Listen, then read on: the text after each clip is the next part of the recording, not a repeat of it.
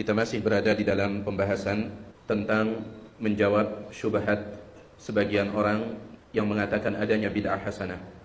Sebagian orang berdalil dengan beberapa dalil, baik itu dari hadis Nabi SAW ataupun ucapan para sahabat, bahkan ada juga dari ucapan sebagian ulama untuk mendukung adanya bid'ah hasanah. Adapun kita meyakini tidak ada yang namanya bid'ah hasanah di dalam agama ini. Karena kita punya sabda Nabi SAW, kullu bid'atin dhalalah. Setiap kebid'ahan itu adalah kesesatan. Cukuplah hadis ini sebagai pegangan kita untuk meyakini bahwa semua bid'ah di dalam agama itu adalah sesat. Tidak ada yang hasanah.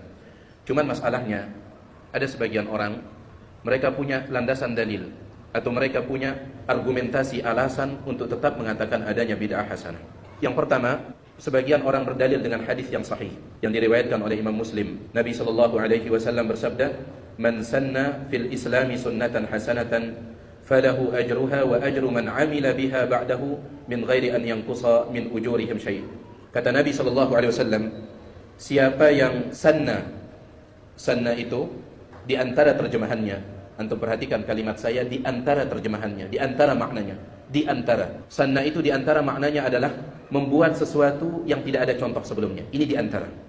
Nah, dalam hadis ini dikatakan, barang siapa yang membuat sesuatu, yang mencetuskan sesuatu di dalam Islam, dan sesuatu itu sesuatu yang baik, maka dia dapat pahalanya, dan juga dapat pahala orang-orang yang mengikutinya tanpa mengurangi pahala mereka sedikit. Antum perhatikan hadis ini. Siapa yang mencetuskan sesuatu yang baik dalam Islam, berarti dalam agama atau tidak? Dalam agama, dalam Islam. Ya, dia dapat pahalanya dan pahala orang-orang yang mengikutinya tanpa mengurangi pahala mereka sedikit pun. Maka sebagian orang mengatakan ini dalil yang sangat jelas tentang bolehnya bid'ah hasanah. Jawabannya ada banyak jawaban yang kita sebutkan di sini, tapi saya sebutkan 3 saja.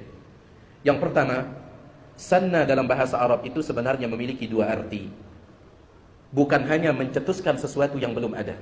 Sanna di dalam bahasa Arab artinya juga menghidupkan sesuatu yang sebelumnya sudah ada.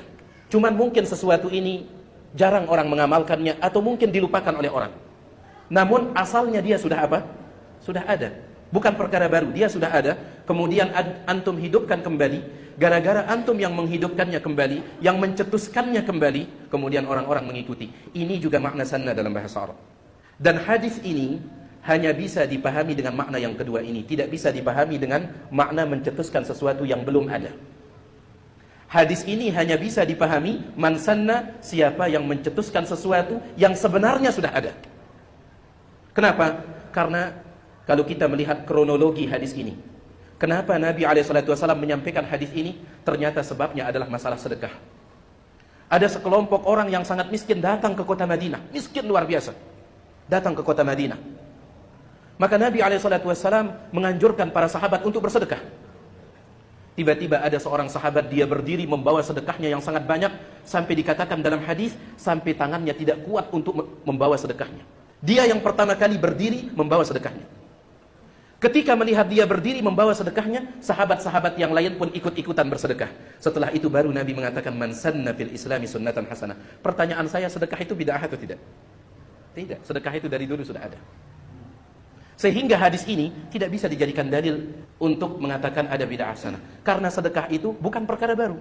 Bahkan sebelum Nabi SAW diutus, sudah ada tidak sedekah? Sudah ada. Baik.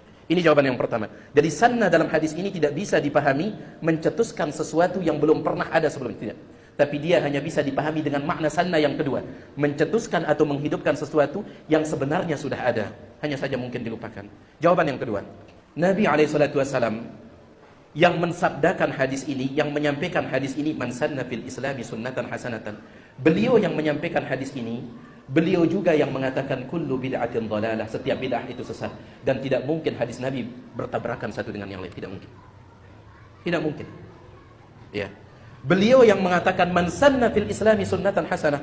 Beliau juga yang mengatakan kullu bid'atin dhalalah, setiap bid'ah sesat.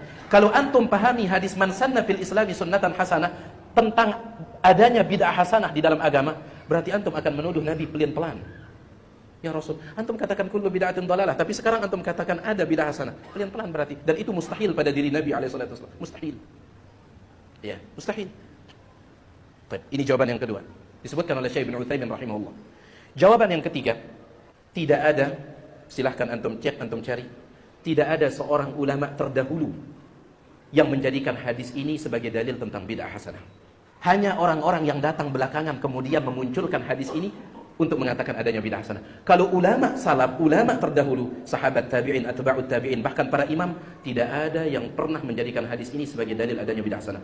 Maka dikatakan oleh para ulama, inilah dia bukti yang paling nyata hadis ini bukan tentang bid'ah hasanah. Kenapa? Karena tidak ada pendahulu kita, ulama-ulama terdahulu yang menjadikan hadis ini sebagai dalil bid'ah hasanah. Dan dahulu para ulama mereka sering mengatakan, la takulanna syai'an laisa laka fihi imam. Jangan pernah engkau mengeluarkan sebuah pendapat yang engkau tidak punya pendahulu di dalamnya. Jangan pernah mengeluarkan sebuah pernyataan yang engkau tidak punya pendahulu di dalamnya. Makanya, subhanallah ya, ini sering disebutkan juga oleh Syalbani rahimahullah. Diceritakan oleh Syekh Masyhur bin Hasan Salman, muridnya Syalbani. Banyak orang heran ketika Syekh Albani berpendapat tidak boleh puasa sunnah secara khusus di hari Sabtu. Apapun bentuk puasa sunnahnya. Karena memang ada hadis yang melarang puasa sunnah di hari Sabtu. Apapun bentuk puasa sunnahnya, kata Syalbani. Seandainya puasa Arafah bertepatan dengan hari Sabtu, menurut Syalbani, antum tidak usah puasa Arafah. Karena memang dilarang puasa di hari Sabtu, kata beliau. Seandainya puasa Asyura bertepatan dengan hari Sabtu, antum jangan puasa Asyura. Menurut Syalbani. Sedangkan kebanyakan ulama mengatakan apa? Yang dilarang adalah puasa sunnah yang tidak ada sebabnya. Adapun kalau puasa sunnah yang ada sebabnya bertepatan dengan hari Sabtu, silahkan. Arafah bertepatan dengan hari Sabtu, silahkan. Asyura bertepatan dengan hari Sabtu, silahkan. Yang dilarang adalah puasa sunnah yang tidak ada sebabnya. Banyak orang mengatakan, Syalbani ini nyeleneh. Kenapa dia berpendapat seperti ini? Ternyata ketika digali, sebelum Syalbani banyak ulama berpendapat seperti itu. Berarti beliau punya pendahulu. Beliau punya pendahulu. Ya. Nah, tidak ada seorang ulama salaf pun yang menjadikan hadis ini sebagai dalil tentang adanya bid'ah hasanah. Sedangkan mereka para ulama salaf paling paham tentang makna hadis. Paling paham tentang makna ayat, paling paham tentang maksud dari hadis.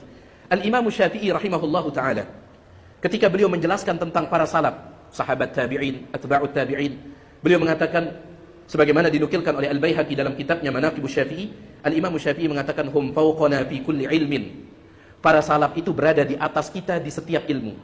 Mereka mengungguli kita di setiap ilmu. Wajtihadin di setiap ijtihad. Wa wara'in di dalam sifat wara'. Wa aqlin di dalam kecerdasan. Wa amrin ustudrika bihi ilmun wastunbita minhu. Wastunbita bihi. Begitu pula di dalam mengambil kesimpulan hukum. Para salaf lebih hebat daripada kita.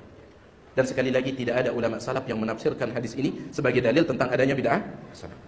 Jadi minimal ada 3 jawaban, meskipun lebih yang kita sebutkan di sini. Pertama, sanna itu diantara maknanya mencetuskan sesuatu yang sebenarnya sudah ada, tapi bisa jadi tertutup.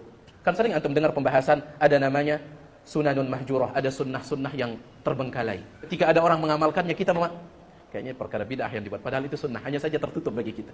Sudah terlalu banyak orang melupakannya. Baik.